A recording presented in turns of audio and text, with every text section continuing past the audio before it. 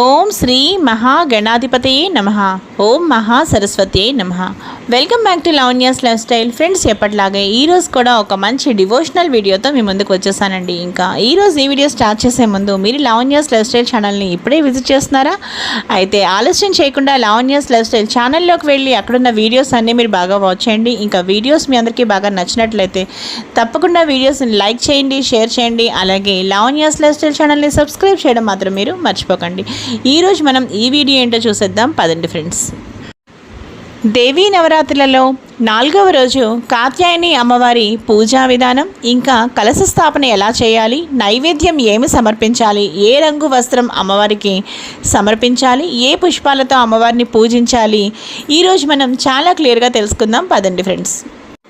కాత్యాయని దేవిని పూజించడానికి ముందుగా చక్కగా పూజా స్థలాన్ని శుభ్రం చేసి కలశం స్థాపించి చక్కగా దీపారాధన చేసి ఆ పైన ధూపం వేసి పసుపు కుంకుమ ఎర్రటి పూలతో అమ్మవారిని చక్కగా పూజించాలి. ఇక మార్గశిర మాసంలోని మంగళవారాలు లేదా నవరాత్రుల సమయంలో కాత్యాయని వ్రతం చేసుకోవడం చాలా శుభప్రదం. ఇక ఈ పూజ వలన వివాహం కావలసిన వాళ్ళకి చక్కగా సకాలంలో వివాహం జరుగుతుంది. ఇంకా సంతానం కావలసిన వాళ్ళకి చక్కగా సంతానం కలుగుతుంది. ఇంకా మంగళ దోషాలు ఏమైనా ఉంటే చక్కగా అవి కూడా తొలగిపోయి ఇక వాళ్ళకి వివాహ బంధాలు పలబడతాయని నమ్ముతారు. ఇక పూజా విధానం ఈరోజు మనం చూసేద్దాం.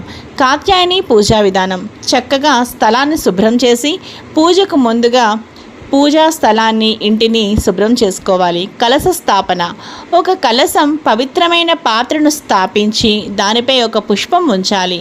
దీపం ధూపం నైవేద్యం: ఇక చక్కగా దీపారాధన చేసి ఆ పైన ధూపం వేసుకున్నాక అప్పుడు అమ్మవారికి ఎంతో ప్రీతికరమైన నైవేద్యం 7 అప్పాలని నైవేద్యంగా సమర్పించాలి. ఇక కాత్యాయని అష్టోత్తర శతనామావళి, ఇంకా కాత్యాయని అమ్మవారికి సంబంధించిన మీకేమైనా తెలిసి ఉంటే ఆ మంత్రాలు కూడా చాలా చక్కగా ఆ రోజు చదువుకోవచ్చు.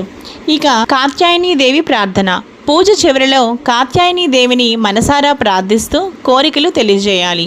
కాత్యాయని దేవి మహిషాసురుణ్ణి సంహరించి దేవతల సమిష్టి శక్తుల నుండి జన్మించింది. కాత్యాయని ఋషి ఆశ్రమంలో ఆమె కిరణాలు చక్కగా వెలువడ్డాయి. అందుకే ఆమెను కాత్యాయని కుమార్తె అని కూడా అంటారు. కాత్యాయని వ్రతం యొక్క ప్రాముఖ్యత: ఇంపార్టెన్స్ ఆఫ్ కాత్యాయని వ్రతం. వివాహం సకాలంలో జరుగుతుంది. ఎవరైనా సరే పెళ్లి కాని వాళ్ళు ఉంటే చక్కగా కాత్యాయని దేవిని ఈ దసరా నవరాత్రుల్లో పూజించడం వలన వివాహం కాని వారికి చక్కగా సకాలంలో వివాహం కలుగుతుంది. ఇంకా చక్కగా సంతానం కూడా కలుగుతుంది. అలాగే